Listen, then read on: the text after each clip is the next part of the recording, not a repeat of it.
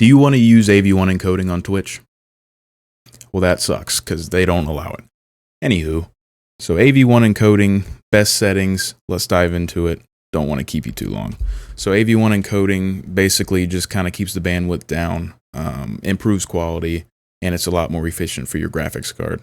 You have to have a 40 series in NVIDIA or a 7000 series Radeon graphics card to be able to take advantage of the AV1 encoding. But, you know, I've heard that they're letting, 30 series and stuff come out with it too. So, we'll just see what happens in the future. But AV1 encoding is the future of encoding. It's so much more efficient. I think they said it's like 40% more efficient or something like that. So let's just jump into the best settings for it that I've found work the best. By the way, I do stream on YouTube because Twitch does not allow AV1 yet as of May 5th, 2024.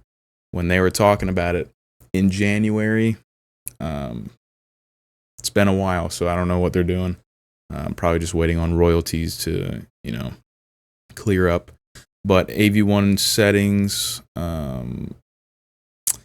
basically, you're going to have your AOT and SVT AV1 encoding, which is going to run more on your CPU, which I prefer not to use my CPU because I run a lot of CPU heavy games when I'm streaming. But let's check out what I got going on here. So in my settings, I don't choose to rescale my output. I know a lot of people do, especially if you're concerned about your audience being able to see your content or it buffering on the other end. I'm not really too concerned with that because I don't run a crazy high bit rate. If you're going to run a really high bit rate, I would suggest maybe rescaling it down to a smaller resolution. And my suggestion on AV1 encoding would be to try out the 936p. I know it's been out for a couple years. People have been doing it, but it really works well with the AV1 encoding. And then for the rate control, I just run CBR 10,000.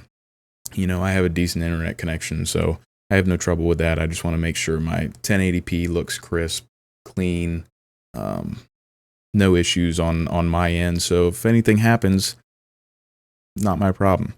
Keyframe interval, we're going to go 2 seconds. Preset, I choose quality. People say high quality, but I just prefer to, save some of the power usage for the processing of my games and stuff like that.